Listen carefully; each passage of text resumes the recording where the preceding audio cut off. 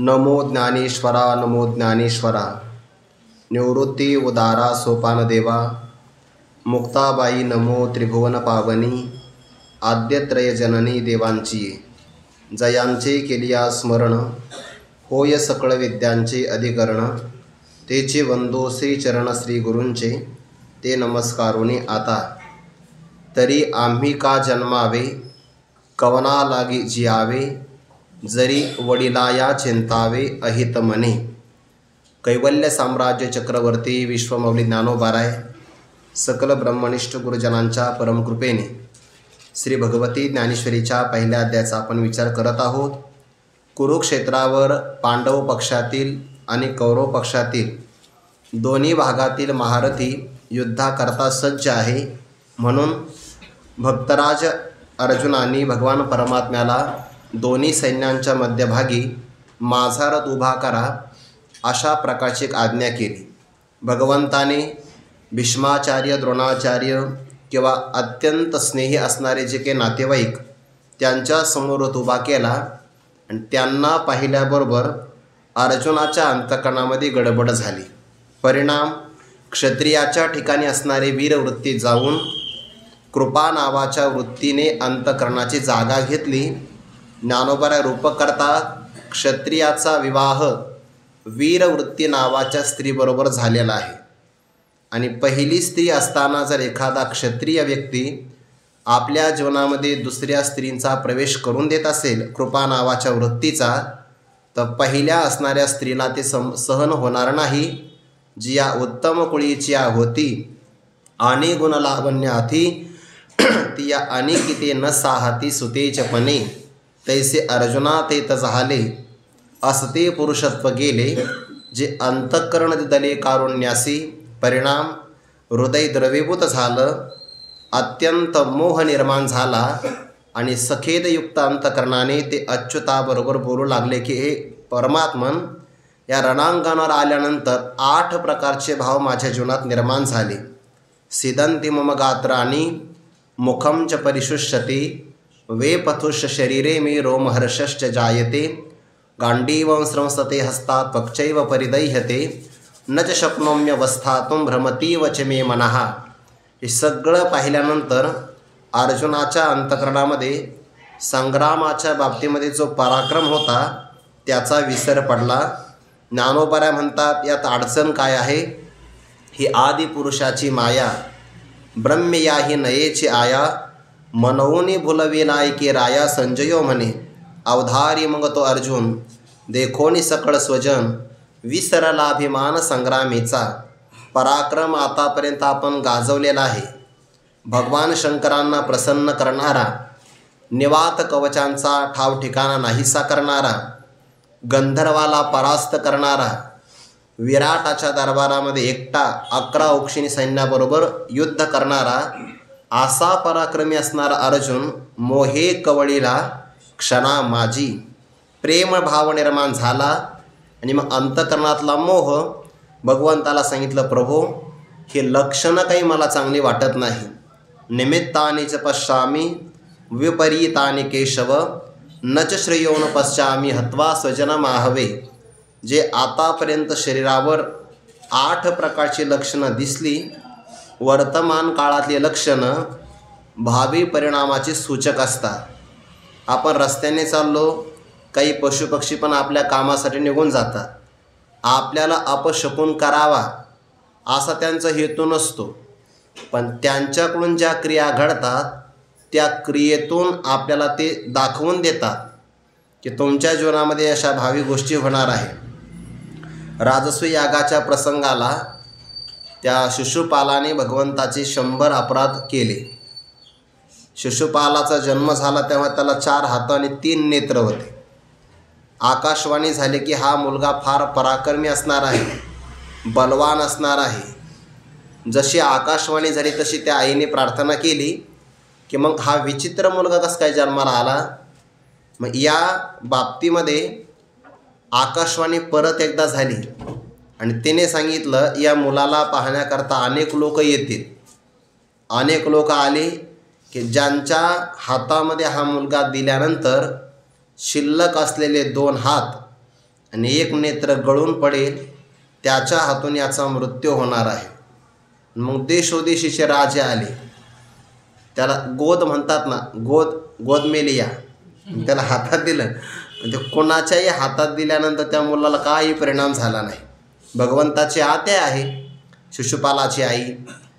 मग आत्याला भेटण्याकरता जेव्हा परमात्मा गेले, तेव्हा परिणाम असा झाला की भगवंताने त्या मुलाला हातात घेतल्याबरोबर त्याचे शिल्लक असणारे 2 हात आणि शिल्लक असणारा 1 डोळा गळून पडला. पुन्हा भगवंताची प्रार्थना केली आत्याने की ही जे काही करणी आहे किंवा भविष्य कथन आहे, याला कोणी टाळू शकत नाही. पण माझी अशी की विनंती आहे की माझ्या मुलाचा वध तू करू नये. भगवान म्हटले, भोग्य ते त्रिशुद्धी न चुके आणि बुद्धीही होणारा सारिकी ठाके. पण मी एक काम करू शकतो, एका अपराधाच्या मोबदल्यामध्ये मृत्यूदंड प्राप्त होईल असे मी 100 अपराध शिशुपालाची क्षमा करेल. म्हणजे एक अपराध केला तर मृत्यू हाच त्याला पर्याय आहे, दुसरी कोणती शिक्षा नाही. पण तुझ्यासाठी मात्र मी वरदान देतो की 100 अपराध मी क्षमा करेन. आणि मग ते शिशुपालाला तिथं आठवण करून दिली. राजसूय यागाचा प्रसंग आला तर त्याला ते जास्त अवसान आलं. तो म्हणला, जा रे जा, मी तुला घाबरत नाही. हा गा राजसूय यागाची सवासदे, देखता त्रिभुवनांची मांदी. ज्ञानोबराय म्हणतात, तिथंच त्याने 100 अपराध केले. कैसा शतधा दुर्वाक्य शब्दी निस्तेजलाशी. त्या शिशुपाळाने फक्त भगवंताचा अपराध नाही केला. भीष्माचार्यानं तर तो असं म्हटलं आहे, तुम्ही आता वृद्ध झालात, पांडव तर अजून बालकच आहे, यांना कुणालाच कळत नाही अग्रपूजा कोणाची करावी म्हणून. इथं द्रोणाचार्यासारखे आचार्य आहे, द्रुपदासारखे वयोवृद्ध माणसं आहे, यांची पूजा दिली सोडून आणि तुम्ही अयोग्य पुरुषाची पूजा करतात. भीष्माचार्य म्हटले, तुझ्यापेक्षा वय माझं जास्त आहे, पराक्रम जास्त आहे. तो म्हटला, मी तुम्हाला मानतच नाही. म्हणजे त्याने देवाची निंदा केली. आणि भीष्माचार्य भक्त आहे, हरिजनाची कोणा न घडावी नंदा, साहत गोविंदा नाही त्याचे. भगवंतानी सुदर्शन चक्र प्रगट केलं आणि शिशुपालाचा वध केला. त्याच्या अंगातून एक ज्योत आली आणि भगवंताच्या तेजामध्ये समाविष्ट झाली. महाभारतामध्ये असा एक श्लोक आलेला आहे, भगवान परमात्मा ज्याचं तेज आपल्यामध्ये आकृष्ट करण्याचा प्रयत्न करतात, पहिल्यांदा त्याच्या बुद्धीचं अपहरण करतात. ज्याची बुद्धी भ्रष्ट होऊन जाते, समजून घ्यावं त्याचा कधी ना कधी नाश जवळ आलेला आहे. नाथ महाराजांनी भागवतामध्ये एक उदाहरण दिलं आहे. हे मुंग्या असतात की नाही, पावसाळ्यामध्ये त्या मुंग्यांना पंख फुटतात बघा. ज्या मुंगीच्या अंगातून पंख आले, समजून घ्यावं तिचं मरण जवळ आलेलं आहे. मुंगिये निघाली आ पाख, तिसी मरण ये अचूक. नाथ महाराजांचीच ओवी आहे.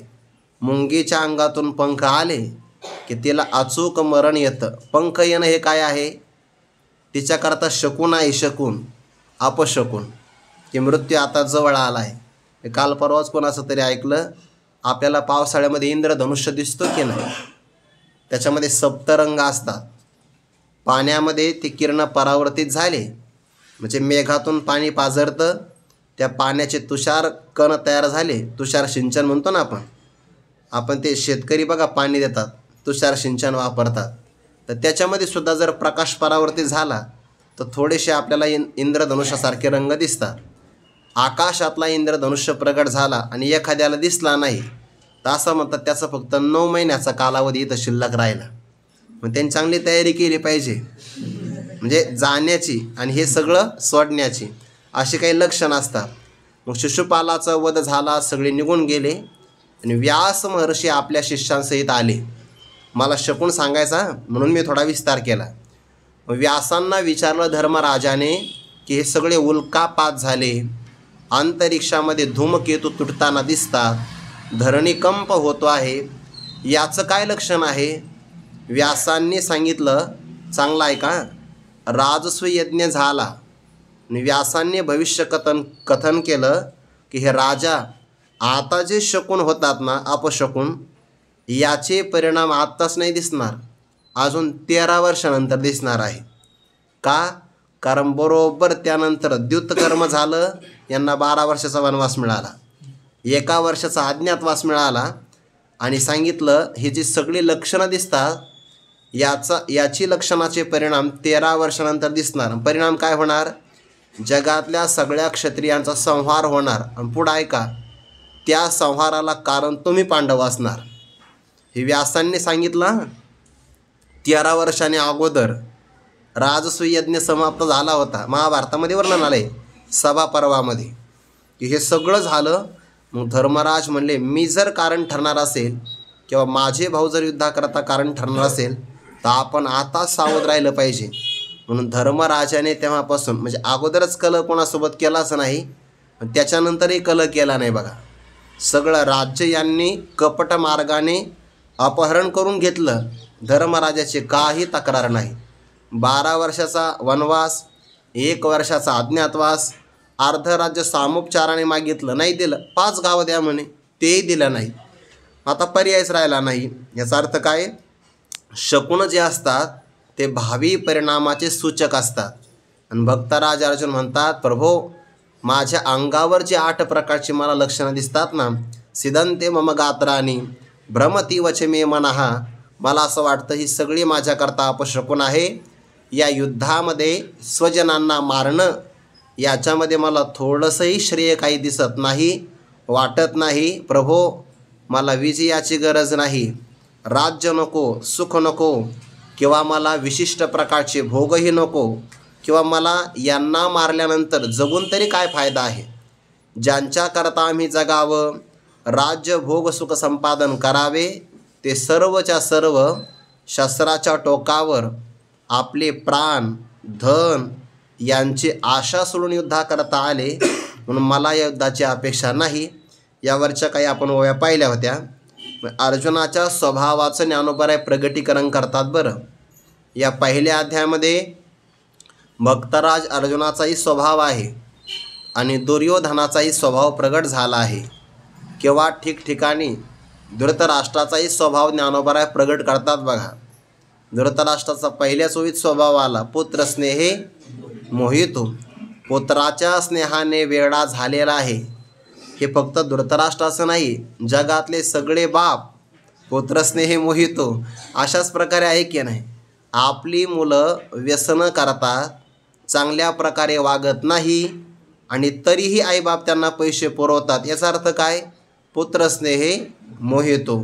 त्याला हल्लीच्या भाषेमध्ये पॉकेट मनी म्हणतात. बघा, महिन्याला काही खर्च देतात की नाही. माहिती आहे आपला मुलगा कोणत्या तरी मित्रांच्या नादी लागला आहे, वाईट व्यसनामध्ये पडलेला आहे, पण मोह नाही सुटत. बघा, मोह फक्त सुटला एकाच मातेला, अहिल्यादेवी होळकर.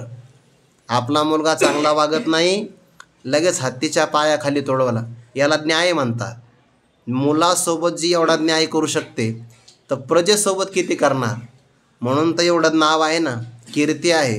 भारतात तुम्ही कुठेही जा, कोणत्याही देवस्थानाचं जे काही चांगलं स्वरूप आहे, सुचारू स्वरूप, त्याला कारण अहिल्यादेवी होळकर. म्हणजे पुत्रस्नेहाच्या मोहाला प्राप्त नाही. नाहीतर जगाचं निरीक्षण केलं तर चांगल्या मुलावर प्रेम केलं तर अडचण काही नाही, कारण तो उद्धार करणारा आहे. आपुल्या हिता जो असे जागता, धन्य माता पिता तयाच्या. नाहीतर गुरुवारी मारुती बाबा सांगत असतात, काही मुलं काय असतात म्हणे, ते एक मुलगा गेला शेतकऱ्याच्या त्या बगीच्यामध्ये, त्याने कष्ट करून ते पिकवलेले होते फळबाग, तिथे हा कोणाला न विचारता गेला. बघा कसा गेला त्याचं त्याला माहिती आहे. घसरत गेला का तारेवरून चढला काय माहिती, पण फळं तोडू लागला. जातीवंत शेतकऱ्याला तो आवाज आला आणि त्याने पाहिलं तर वय वर्ष 5, पण पराक्रम मोठा आहे. पण जर हा याच वयामध्ये चोरी करत असेल तर भविष्य काळात दरोडे टाकेल. याचीही असणारी सवय मोडली पाहिजे. मग सवय मोडण्यासाठी बापाला सांगू, म्हणे बाळा खाली उतर. कुठे तुझा बाप? पलीकडच्या झाडावर. असा जर मुलगा, याला काय म्हणता? पुत्र स्नेहे मोहितो. म्हणजे वडीलही तसेच आणि मुलगाही तसाच स्वभाव प्रगट होतोय. बघा, मोहाचं कारण आहे. भक्तराज अर्जुनालाही मोहच आहे, पण मोह व्यापक आहे. तया परी पार्थ अतिस्नेहे मोहित. धृतराष्ट्राचा स्वभाव जसा आहे तसाच दुर्योधनाचा स्वभाव आहे. अन्येच बहवश्वरा मदर्थे त्यक्त जीविताहा. माझ्यासाठी हे सगळे प्राण द्यायला तयार आहे.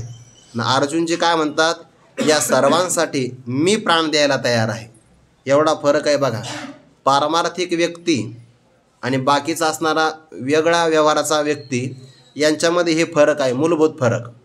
एक प्राण घ्यायला सर्वांचे तयार आहे आणि एक सर्वांसाठी आपला प्राण द्यायला तयार आहे. स्वभाव प्रगट होतो आहे. या सगळ्या ओव्यातून भक्तराज अर्जुनाचं साधकत्व प्रगट होतं आहे. बरं, आपण व्याख्या ऐकतो की नाही, इहलोकापासून सत्यलोकापर्यंत अनुकूल मानलेल्या भोगाच्या त्यागाच्या इच्छेस वैराग्य असं म्हणतात. ते वैराग्य इथं आहे. न कांक्षे विजयम कृष्ण न च राज्यम सुखानी च किम नो राज्येन गोविंद किम भोगैर्जीविते नवा. म्हणजे प्रात्यक्षिक आहे. मला विजय नको, इथलं राज्य नको, किंवा स्वर्गातलं हे राज्य मला नको. कारण का, या राज्याची तरी मला काय अपेक्षा आहे. हे संतुष्ट आहे पांडव, म्हणून 5 गावाची याचना करतात. नाहीतर अर्ध राज्य यांच्या मालकीचं आहे. बरं, यांनी कमवलेलं आहे, फक्त द्युतकर्मामध्ये गमवावं लागलं, नाहीतर यांच्या मालकीचं आहे ना ते इंद्रप्रस्थ. पण तरीसुद्धा नको म्हणतात ते. आपल्याच वाट्याचं त्यागणं याला वैराग्य लागतं. दुर्योधनाचं काय आहे, आपलं तर आपलंच, भावाचंही आपलंच. फरक आहे असा. रामायणामध्ये भावाचं ते भावाचं, आपलं तेही. म्हणून भरतांनी राज्य नाही स्वीकार केलं. हे माझ्या प्रभू रामचंद्राचं राज्य आहे, पालन करेल, पण त्यांच्या चरणपादुका सिंहासनावर ठेवून मी पालन करेन. भावाचंच राज्य आणि वरदानाने मला मिळालं तरी भावाचंच राज्य. इकडे तसं नाही. महाभारतामध्ये भावाचंही आपलं आणि आपलंही आपलं. रामायणामध्ये भावाभावाचं मिश्रण, महाभारतामध्ये भावाचं आणि आपलं आपलं, आणि कलियुगामध्ये सगळ्याचं आपलं. असंच आहे की नाही, सगळ्याचं. त्या 18व्या अध्यायामध्ये येणार आहे सगळं. ऐसेने सकळ संपूर्ण जग त्याने विषय करून मानलेला आहे. ज्ञानोबा तर असं म्हणतात बघा की 13व्या अध्यायामध्येच बहुतेक ओवी आहे. पोटा लागी सुने उघडे झाकले न म्हणे, तैसे आपुले परावे नेणे द्रव्या लागी. ओवी बरोबर आठवली.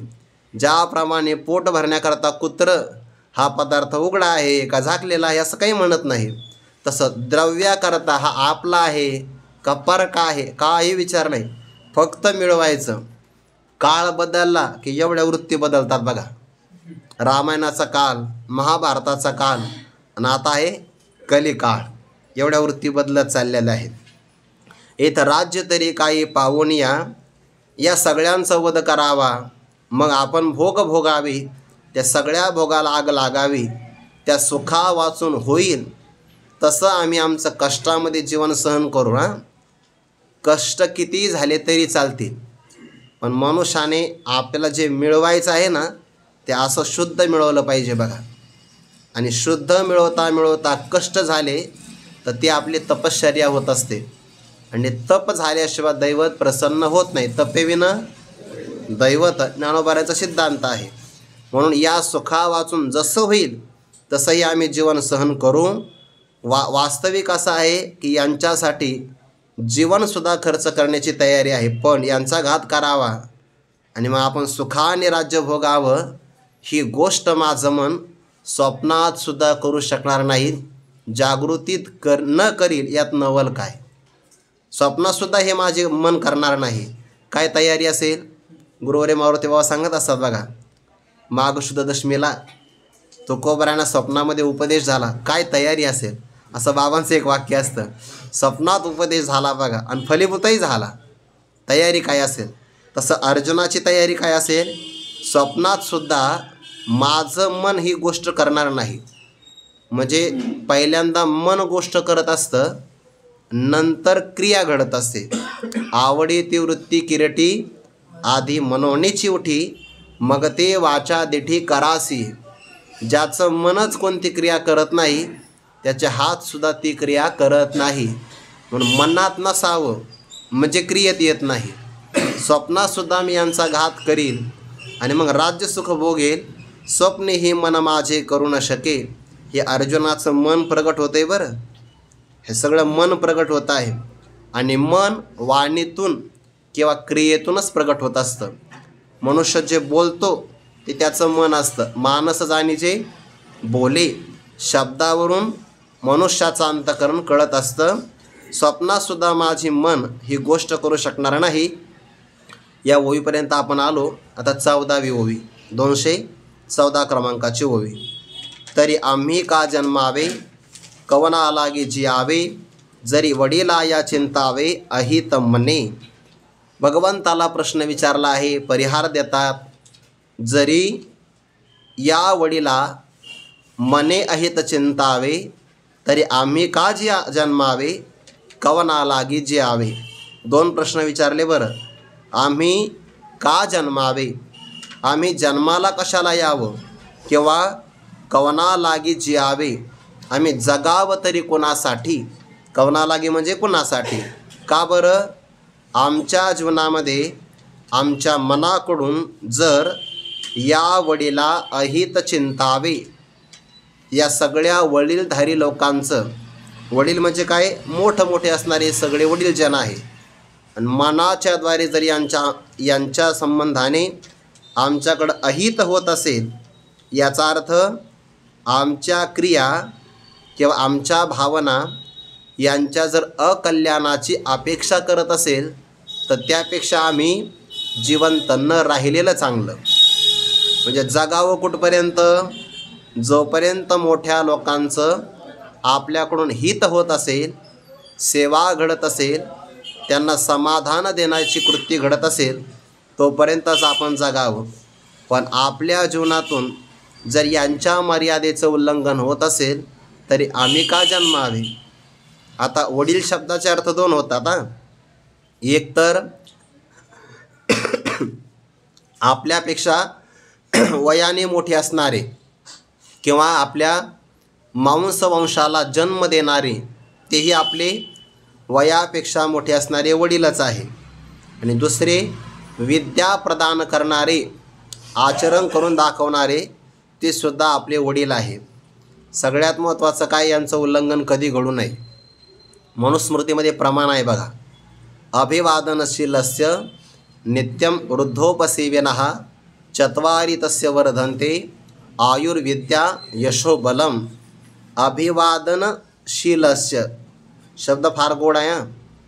शील म्हणजे स्वभाव. नमस्कार करणं हा त्याचा व्यवहार नाही, स्वभाव झालेला आहे. स्वभाव हा आतून असतो आणि व्यवहार कधी कधी बाहेरूनच असतो. अभिवादनशीलस्य शब्द किती गोड आहे. नमस्कार करणं हा ज्याचा स्वभाव झालेला आहे, ते पण नित्यम, कायमचा नमस्कार करणं, किंवा नित्यमृद्धोपसेविनः, जो मोठमोठ्या लोकांची कायम सेवा करतो, त्याच्या जीवनामध्ये 4 गोष्टी वाढतात बघा. आयुष्य, विद्या म्हणजे ज्ञान, आयुर्विद्या यशो, यश म्हणजे कीर्ती, आणि बल म्हणजे सामर्थ्य. एवढं सगळं वाढतं. पण याच्या उलट मोठ्या लोकांचा जर अवमान घडत असेल, अपूज्या यत्र पूज्यन्ते पूज्यानांच व्यतिक्रमः चत्वारि तस्य नश्यन्ति आयुर्विद्या यशो बलम. या 4 गोष्टी त्यांच्या नष्ट होतात. म्हणजे 4 वाढतात, त्यालाही मोठ्या माणसाचा नमस्कारच कारण आहे. आणि याच्या उलट जर एखादा व्यक्ती पूजनीय व्यक्तींचा व्यतिक्रम करत असेल आणि अपूजनीय लोकांना जर मान देत असेल, तर त्याच्या जीवनातल्या आयुर्विद्या यशोबलम 4 गोष्टी नष्ट होतात. आता सध्याच्या काळात व्यवहार बघा तुम्ही. मान मिळतो कुणाला आणि अवमान होतोय कुणाचा. म्हणजे ज्याची कोणत्याही प्रकारची योग्यता नाही, त्याचा सन्मान केला जातो. या म्हणतात की नाही लोक, त्यांचा सन्मान करतात. आणि पूजनीय व्यक्तींना मात्र तिरस्कृत करतात. त्याचा परिणाम असा होतो की त्या लोकांचं आयुष्य, विद्या, यश आणि बल हे सगळं नष्ट होऊन जातं. म्हणून इथं म्हणतात, जरी वडिला या चिंतावे अहित मने. आमच्या मनाने जर या वडिलांचं अहित होत असेल, तर आम्ही जगावं तरी कशाला. पुत्राची अपेक्षा हीच असते, मुलगा जन्माला यावा तर त्याने आमचं हित करावं. हे झाले एक आपल्या मांसवंशातले वडील. आणि दुसरे वडील कोणते आहे? परिश्रुती स्मृतीचे अर्थ आपण होणी मूर्त अनुष्ठाने जगा देत वडील जे हे.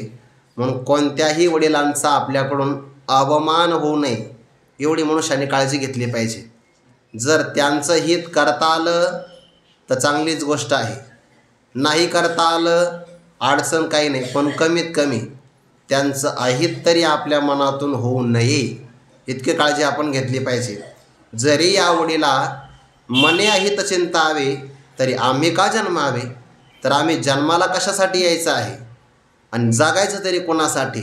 म्हणजे आपला जन्म येणं आणि आपल्या जन्माचं जगण्याचं उद्दिष्ट हे फक्त वडिलांची सेवा असावी. या सगळ्या वाव्या खरं तर संस्कारामध्ये असल्या पाहिजे. जे बालसंस्कार शिबिर असतात की नाही त्यामध्ये देण्यासारख्या या सगळ्या ओव्या आहे. हल्लीच्या काळामध्ये जे विद्यार्थी महाविद्यालयात शिकतात त्यांना या ओव्या पाहिजे. पण आता शालेय शिक्षणातला अभ्यासक्रमच कोण निवडतं आहे हाच गहन प्रश्न आहे. कोण निवड करतं आहे काय माहिती. काही विमान उडालं आकाशामध्ये, मग काय घेणं आहे, उडालं तर उडालं, असं काय कविता असतात. ओव्या या असाव्या एकतरी ओवी अनुभवावी, उद्दिष्ट हे समोर असावं. तरी आम्ही का जन्मावे कवना लागे जे आवे, जरी वडीला या चिंतावे अहित मने. पुत्रात इच्छी कुळ तयाचे काही हेची फळं, जे निर्दळीचे केवळ गोत्र आपुले. हे मनीची केवी धरीचे आपण वज्राचे या होईचे, वरी घडे तरी कीचे भले या पुत्रात इच्छी कुळ. सर्व जगातली सगळी कुळं आहे ते पुत्राची अपेक्षा करतात बघा. पुत्र आणि पुत्री म्हणजे कन्या आणि मुलगा यांची अपेक्षा वेगळी आहे. कन्या प्राप्त असेल तर पृथ्वीदानाचं पुण्य आहे. सालंकृत कन्यादान पृथ्वी दानाच्या समान. यासाठी कन्या.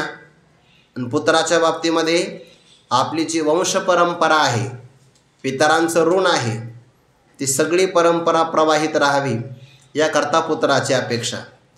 रामायणामध्ये प्रसंग आला आहे, त्या दशरथ राजाला सगळं प्राप्त आहे, सगळं राज्यही चांगलं आहे, अनुकूल अष्टमंडळ चांगलं आहे. मंत्रिमंडळामध्ये अष्टमंडळ त्या 2 मंडळ होते. एक धर्ममंडळातले 8 ऋषी होते आणि दुसरे राज्यमंडळातले 8 मंत्री होते.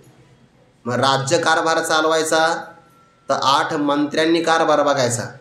छत्रपती शिवाजी महाराजांच्या पण राज्यामध्ये अष्टप्रधान मंडळ होतं. ती संकल्पना रामायणातूनच आलेली आहे.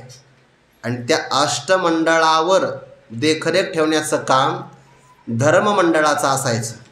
धर्ममंडळाचा निर्णय हा अंतिम निर्णय मानला जायचा. म्हणून प्रशासकीय व्यवस्था अशी असावी लागते. जरी अधिकारी लोक काम बघत असेल तर त्या मंत्रिमंडळावर सुद्धा त्याला आपण हल्लीच्या काळामध्ये वॉच ठेवण्याकरता, देखरेख ठेवण्यासाठी सुद्धा ऋषीमुनींची धर्ममंडळाची योजना असावी. हे मंडळ असायचं.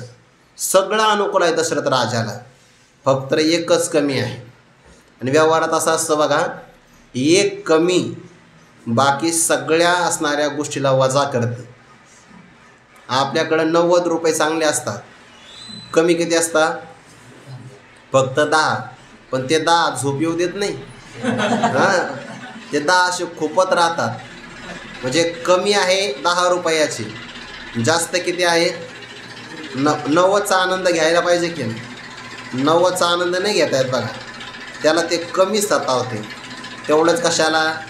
आपण जेवायला बसतो ना, आपला मित्र आपल्या शेजारी बसला आणि वाढणारा व्यक्ती आपल्या परिचयाचा नाही पण त्याच्या परिचयाचा आहे. मग तो काय करतो? आपल्या पात्रामध्ये 4 गुलाबजामुन वाढतो आणि त्याच्या पात्रात 5. 1ची कमी 4चा आनंद घेऊ देत नाही. हे आपलं उदाहरण आहे. तसं आहे जीवनामध्ये. थोडीशी कमी असेल, व्यवहारामध्ये काही ना काही कमी असतं, पण कमीकडे लक्ष गेल्यामुळे आपल्याकडे जास्त काय आहे याकडे लक्ष जात नाही. राज्य सगळं अनुकूल आहे, फक्त एक कमी. पुत्रहीनस्य मे राज्यम सर्वम दुःखाय कल्पते. मला पुत्र नाही, पुत्र नाही. भागवतामध्ये पण हेच आहे. त्या आत्मदेव ब्राह्मणाला सगळं अनुकूल आहे, फक्त पुत्र नाही, आत्महत्येपर्यंत मजल गेली मुलगा नसल्यामुळे. म्हणजे मी आता आत्महत्याच करतो. त्यांनाही मुलगा नाही, बरं गाईलाही वासरू नाही, घराच्या समोर जे झाड आहे त्यांनाही फळं नाही, वेली लावल्या वेलीलाही फळं नाही फुलं नाही, सगळा प्रकार एकच. यांच्यापासून तर वेलीपर्यंत कोणाला मुलगा नाही, फळं नाही, काहीच नाही बघा. आणि असं जर आपलं प्रारब्ध असेल तर मग आत्महत्या केलेली बरी.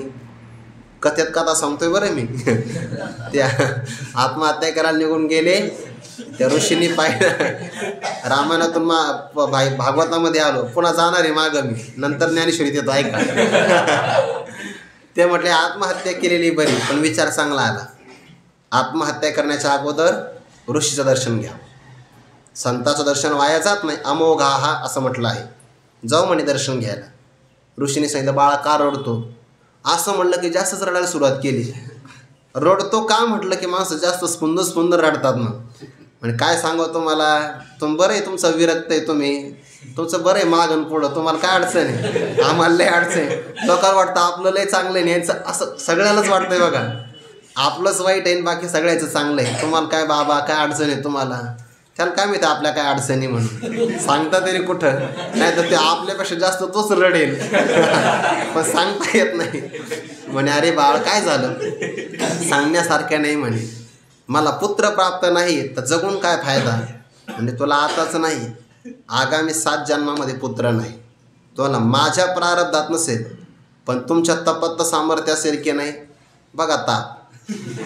म्हणजे साधूने चांगलं सांगायला गेलं ते साधून कामाला लावलं. म्हणे माझ्या प्रारब्धात नाही पुत्र, पण बाबा तुमचं तप खर्ची करा पण मला मुलगा द्या. मग त्याला एक फळ दिलं.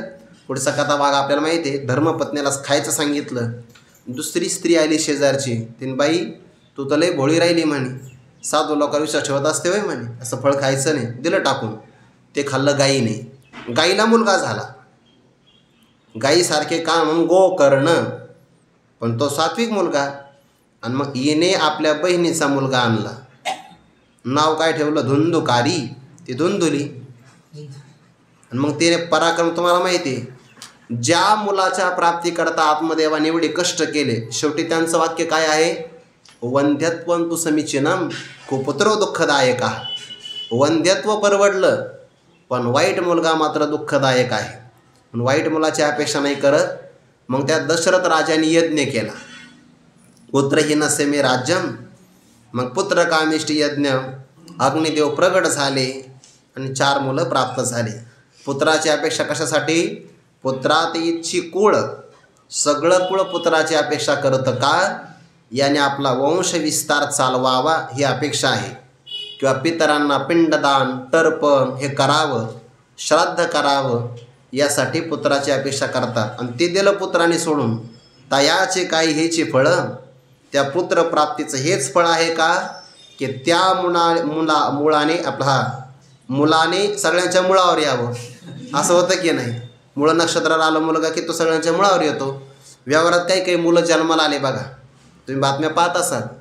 आईबापाने त्यांना कार घेऊन दिली, मुलाचं वय कमी, त्याने केला अपघात, मुलगा सुटला, बाप तुरुंगामध्ये. तयाचे काही हेचे फळ, पुत्रात हेचे कोळ. तयाचे काही हेचे फळ, त्याचं काही हेच फळ आहे का, की निर्दळी जे केवळ हा पुत्र असावा. तर कसा असावा, सर्वगुण संपन्न असावा. पुत्रे मी सर्वगुणी, जिनावा आहे बापा शिराणी, तरी ते शारंग पाणी फळा आली. पुत्रात इच्छेत पराजयम किंवा शिष्यात इच्छेत पराजयम. पुत्राने असा पराक्रम गाजवावा की वडिलांचा सुद्धा पराभव व्हावा. गुरुवरे बाबा एक उदाहरण सांगत असतात. एक मुलगा नापास व्हायचा, एकदा नाही 3दा नापास झाला 10वीत. वडिलांना त्याला पास करायचंच होतं, पण काय करावं काय कळेनाच. ते म्हणले बाळ्या मला नाही वाटत तू यावर्षी पास होशील म्हणून. तो म्हणला यावर्षी मी तुम्हाला पास होऊन दाखवणारच. का बरं तुला एवढा आत्मविश्वास आहे, म्हणजे मी 3 वर्ष पाया भक्कम केला आहे. 10वीमध्ये 3 वर्ष मी नापास झालो ना, पाया भक्कम झाला आहे माझा. नाही पण तू काही मला नाही वाटत यावर्षी पास होशील, पैसे टाका. पैसे टाकले, मुलगा पास झाला. हरलं कोण, कवडील जिंकले. दिसायला पराजय आहे, नासायला काय आहे विजय. पुत्रात इच्छित पराजय, किंवा शिष्याने असा बोध प्राप्त करावा की गुरुजींना सुद्धा माघार घ्यावी लागावी ही अपेक्षा आहे. पण असा सुपुत्र सगळ्यांना कुठं प्राप्त होतो? म्हणून पुत्रा ते इच्छित कुळ अशा सुपुत्राची सगळं कुळ अपेक्षा करत आहे. मग अर्जुनजी असं म्हणतात, तयाचे काही हेची फळं, त्या पुत्राने कुळाच्या तपश्चर्येतून जन्माला यावं आणि त्याचं काही हेच फळ आहे का? की निर्दळीचे केवळ गोत्र आपुले, त्याने मात्र केवळ आपल्या सगळ्या कुळाचाच वधच करावा, हेच त्याचं फळ आहे का? जन्माला यावं त्याने, म्हणजे त्याच्या जन्माची सगळ्यांनी अपेक्षा करावी आणि त्याने जन्माला आलं की सगळ्यांना मारावं, हे त्या जन्माचं उद्दिष्ट आहे का? असा मुलगा जन्माला न आलेला बरा, ही अपेक्षा आहे. जे निर्दळीचे केवळ गोत्र आपुले, हे मनीची केवी धरीजे, आपण वज्राचे या होईजे, वरी घडे तरी कीजे भले या. अशा प्रकारची गोष्ट मनात तरी कशी धरावी? मनीची केवी धरीजे, जी गोष्ट मनामध्ये धरली जाते की नाही, ती कधी ना कधीतरी क्रियेतून प्रगट होतच असते. सामान्यपणे दिवसभरामध्ये आपण जे चिंतन करतो त्या चिंतनाचा परिणाम स्वप्नात होतो. तसं मनामध्ये आपण जे विचार करतो भविष्य काळामध्ये त्याचे कधी ना कधी परिणाम भोगावेच लागतात. जागता जव असेजे तव जेने ध्याने भावना भावीजे, डोळा लागत खेळ देखीजे तेचे स्वप्नी. स्वप्न हा परिणाम आहे कशाचा? जागृतीच्या चिंतनाचा. मग जागृतीच्या चिंतनाचा जर स्वप्नात परिणाम होत असेल, तसाच जागृतीच्या विचारचिंतनाचा भविष्यकाळात परिणाम होतो. लोक म्हणतात ना सध्याला, सकारात्मक विचार करा किंवा मग बी पॉझिटिव्ह असं म्हणतात की नाही सध्याला. त्याचं कारणच हे आहे, ज्याचा आपण मनामध्ये कायम चिंतन करतो ती गोष्ट भविष्य काळामध्ये तयार होत असते. म्हणून आपल्याला काय तयार करायचं आहे हे आपल्याच हातात आहे. नकारात्मक राहत असाल तर मग नकारात्मकच होत जातो मनुष्य, आणि सकारात्मक उत्साही राहत असेल तर सकारात्मकच होऊन जातो. हे सगळं आपल्या हातात आहे. हे मनीची केवी धरीचे, या सगळ्या गोत्रजांचा वध करावा अशी गोष्ट मनात तरी आपण कशी धरावी, आणि ही करण्यासाठी आपण वज्राचे या होईजे, वज्राप्रमाणे आपण कठोर व्हावं. कारण आता शत्रूला मारायचं असेल तर अडचण काहीच नाही ना, पण मारायचं कुणाला? नातेवाईकांना. मग वज्राप्रमाणेच कठीण व्हावं लागेल की नाही? ज्यांनी आपल्यावर उपकार केले त्यांचा वध करायचा आहे, यासाठी अंतकरंत वज्राचं लागेल. आणि आपण ते कसं व्हावं प्रश्न विचारला आहे. आपण वज्राची या होईचे, खरं तर असं आहे, आपलं मन वज्राप्रमाणे होऊ पण नये, आपण या गोत्रजांचा वधही करू नये. उलट पक्षी एक काम करावं, वरी म्हणजे दुसऱ्या बाजूने काय करावं?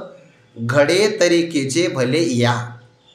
जर आपल्याकडून झालं तर घडे तरी, न घडे तरी काय हरकत नाही, पण जर घडणार असेल तर या भले कीजे, यांचं भलं करावं. म्हणजे आम्हाला भलं नाही करता आलं, करू नका, पण कमीत कमी वाईट तरी करू नका. ही दक्षता घेतली पाहिजे. ही फक्त व्यवहारातल्या मुलांनीच घेतली पाहिजे असं नाही. आपण वारकरी संप्रदायातली मंडळी आहोत की नाही, आपल्याला आपल्या आचरणातून वारकरी संप्रदायामध्ये काही भर टाकता आली तर टाकावी, नाही टाकता आली तर काहीच अडचण नाही.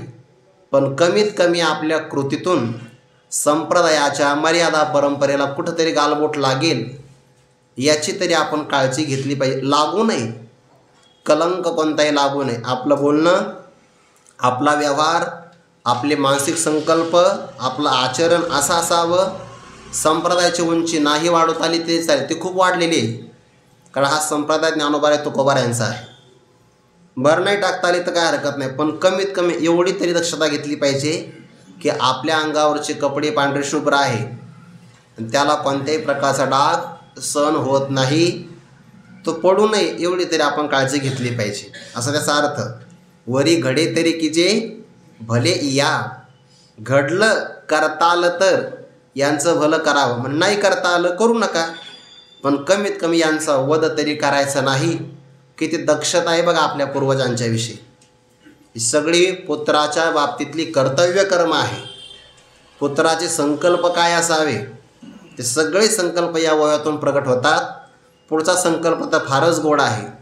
आम्ही जे जे जोडावे ते समस्तीही भोगावे, हे जीवितही उपकारावे काजी यांच्या. द्वंद्व शब्द आला बरं यामध्ये. अगोदर ओवीमध्ये आला 12व्या, वरी जीवितही वेचिजेल यांची लागी. आणि आता पुन्हा एकदा शब्द आला, हे जीवितही उपकारावे काजी यांच्या. काजी म्हणजे कार्य आणि यांच्या काजी म्हणजे यांच्या कार्यासाठी. आता यातून दुर्योधनाचा आणि भक्तराज अर्जुनाचा स्पष्ट स्वभाव प्रगट होतोय.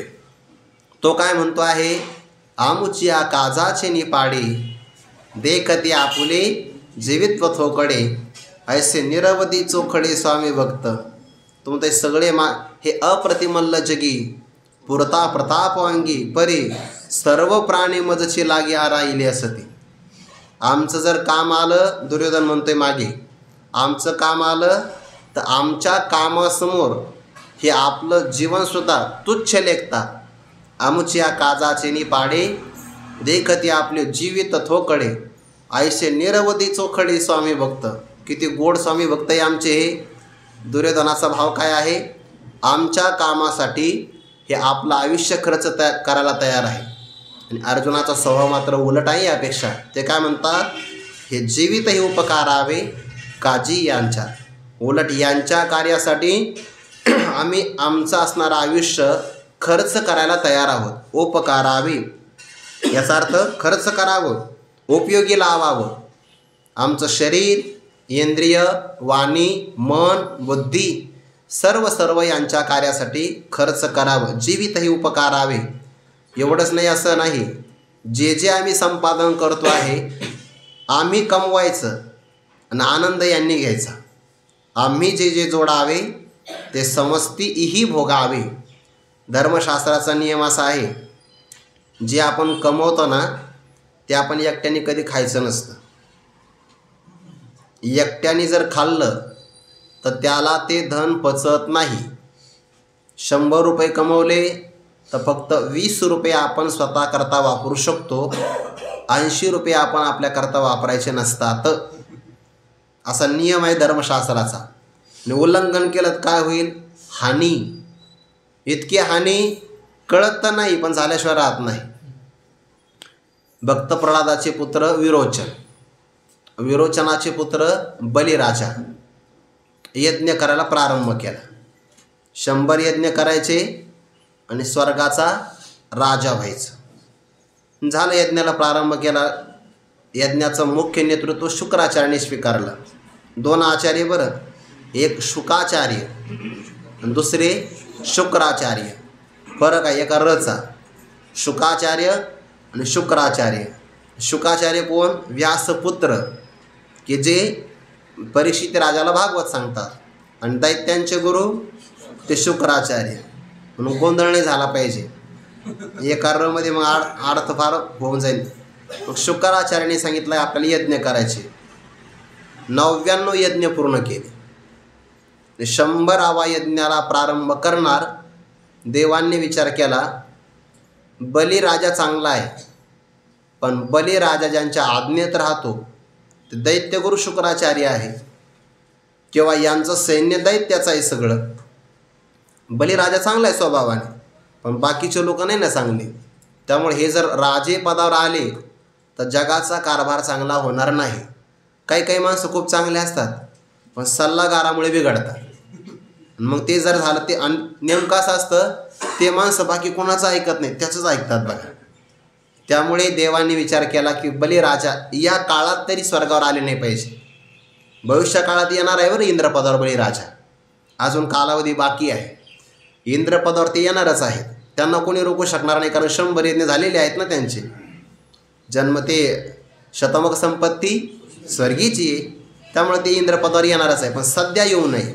मग काय करावं, भगवंताला प्रार्थना केली. भगवान म्हणले हरकत नाही. मग अदिती मातेच्या उदरी परमात्मा प्रगट झाले. वय वर्ष 8. कमरेला मेखळा, कौपिन परिधान केली, एका हातामध्ये कमंडलू, जपमाळा आणि झाडावरून पडलेली वाळलेली पानं आणि त्या पानापासून तयार केलेलं छत्र, ती छत्री भगवंताने हातामध्ये धरली. पायामध्ये काय पादुका वगैरे असतील किंवा नसतीलही. ब्रह्मचर्याच्या वेशामध्ये परमात्मा यज्ञशाळेत आले.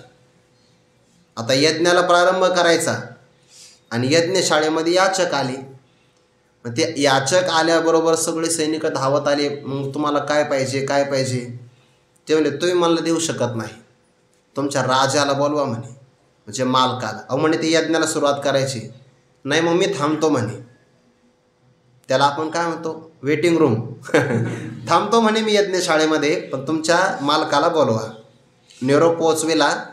यज्ञ प्रारंभ करा थोडासा कालावधी शिल्लक होता, पण तेवढ्यात निरोप गेला की राजन, आपल्या यज्ञशाळेमध्ये कोणीतरी याचक आला आहे, त्याला आम्ही बरेच पदार्थ देण्याचा प्रयत्न केला पण घेत नाही, तुमच्याकडून घेण्याची त्याची अपेक्षा आहे. असं म्हणे. हो. बळीराजा उठले.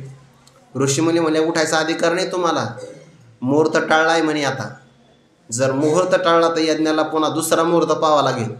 त्याने आपण दुसरा मुहूर्त पाहू. आज वसंत पंचमीचे स्नान नाही झालं तर अजून पौर्णिमा अमावस्या आहे, तेव्हा जो कुंभमेळ्याला अजून 2 मुहूर्त बाकी आहे. पण जोपर्यंत एखादा याचक यज्ञशाळेमध्ये असेल तोपर्यंत यज्ञ करायचा मला अधिकार नाही ना. म्हणजे मग हरकत नाही. उठले, नमस्कार केला बघा भगवंताला. दाता किती मोठा असेल तर याचकासमोर त्याची काय असावी, नम्रता. नमस्कार केला. सांगितलं ब्रह्मन आपण ऋषिकुमार आहात, कशा करता आला? म्हणे राजा मला तपश्चर्या करायची. म्हणे मग तपश्चर्यामध्ये विक्षेप होऊ नये याकरता मला माझ्या पावलाने मोजून 8 वर्षाचं वय, माझ्या पावलाने मोजून मला 3 पावलं जमीन पाहिजे. बळीराजा हसले ना. त्याने अहो सध्याला मी पृथ्वीचा आणि सगळ्या स्वर्गाचा मालक आहे, तुम्हाला पाहिजे असेल तर एखादं राज्य मागून घ्या, मी तुम्हाला हिरे माणिक मोती रत्नांनी भरल्या रथ द्यायला तयार आहे, विवाह करता कन्या मागून घ्या, राज्य घ्या, सगळं काही घ्या, पण तुमचं वय लहान आहे, बालबुद्धी दिसते मला. काय मागितलं म्हणे, 3 पावलं जमीन. एवढ्या जमिनीत काय होणार आहे? त्याने राजा मला एकाच पावलावर तप करायचं आहे, पण एका पायाला थकवा आला तर दुसरा पाय उभा करण्याकरता जागा पाहिजे ना. दोन्ही पावलाच्या मध्यभागी पुन्हा 1 पाऊल जमीन, असं 3च पावलं जमीन पाहिजे. शहाण्या मनुष्याने अपेक्षापेक्षा जास्त मागू नये बघा. जेवढी गरज आहे तेवढंच मागावं. हे आपण फक्त मागण्याच्या बाबतीत नाही, खाण्याच्या बाबतीत एक नियम ठरला पाहिजे. जेवढं आपल्याला सरतं तेवढंच मागून घ्यावं. नाही म्हणून त्यांनी आग्रह केला, अरे पण पोट आपलं आहे ना, अन्न वाया जाऊ नये त्याचा आग्रह करायचं काम आहे. आग्रह करणाऱ्याची पंगत नसते म्हणून तो आग्रह करतो. ज्याने पंगत घातली तो लहान मुलं बघून वाढा म्हणतो की नाही. अरे आग्रह का, आपलं काम आहे ना खायचं किती. संतुष्ट माणसाने अपेक्षापेक्षा जास्त मागू नये, आणि मागितलं तर तपामध्ये ओझ राहत नाही. जेवढी अपेक्षा तेवढंच मागावं. ते 3 पावलं देण्याकरता तयार झाले. तेवढा शुक्राचार्य आले. म्हणजे काय करतो राजा? पण काही नाही गुरुजी, या बटू ऋषिकुमाराला मी 3 पावलं जमीन देतोय. वेडा आहे का तू? 3 पावलं जमीन देशील? हा बटू नाही आहे, साक्षात भगवान विष्णू आहे. मग तर भाग्यच आहे आपलं. साक्षात भगवान विष्णू आपल्याकडं मागायला आले. अरे म्हणे बाळा, एका पावलात सगळी पृथ्वी घेईल, दुसऱ्या पावलामध्ये संपूर्ण आकाशाला व्यापून टाकेल, तिसऱ्या पावलाला देण्यासाठी तुझ्याकडं काय राहणार आहे? आणि धर्मशास्त्र ज्या दानातून सगळं जातं असं दान द्यायला मान्यता देत नाही. म्हणजे जे दान दिल्यानंतर तुमच्याकडं काहीच राहणार नाही अशी दानाची तुम्हाला परवानगी देत नाही. उलट दान किती करावं? मग तिथे एक श्लोक आला, दान एवढं करावं, धर्माय यशसे अर्थाय कामाय स्वजनाय च पंचधा विभजन वित्तम इहामुत्र च मोदते. आपण जे वित्त कमवतो त्याचे 5 भाग करावे. पहिला भाग धर्मासाठी, दुसरा यशासाठी, तिसरा भाग अर्थार्जनासाठी, चौथा भाग आपल्यासाठी, आणि 5वा भाग आपल्या स्वजनायच आपल्या नातेवाईकांसाठी तो भाग इथं आला आहे. आम्ही जे जे जोडावे ते समस्तीही भोगावे. आम्ही जे जे कमवतो आहे ते सगळं कमवलेलं द्रव्य फक्त आम्ही भोगावे असं नाही. अगोदर काय आलं बघा 11व्या ओळीमध्ये, या सकळा ते वधावे मग जे भोग भोगावे. त्याच्यामध्ये आम्ही भोगावं किंवा आपण राज्यसुख भोगीचे अशा ओळी आल्या. पण इथं तसा भाव नाही आहे. जे आपण मिळवतो त्यापैकी एक भाग आपण भोगावा, एक भाग धर्माकरता, दुसरा यशासाठी, तिसरा अर्थार्जनासाठी, चौथा भाग आपल्यासाठी, पाचवा स्वजनायच आपल्या नातेवाईकासाठी आहे. आम्ही जे जे जोडावे ते समस्ती हे भोगावे. उलट पक्षी हे जीवित हे उपकारावे काजी यांच्या. आम्ही आमच्या राज्यामध्ये जे कमवतो ते सगळं यांनी भोग घ्यावं एवढंच नाही, आम्ही परकीय राज्यातून जरी काही कमवलं तर ते सुद्धा यांनीच भोगावं असं सांगणार आहे. ते चिंतन आपण उद्या पाहू. पुंडलिक वरदारी विठ्ठल श्री ज्ञानदेव तुकाराम मौली ज्ञानेश्वर महाराज की जय. जगद्गुरु तुकाराम महाराज की जय. सद्गुरु जोग महाराज की जय.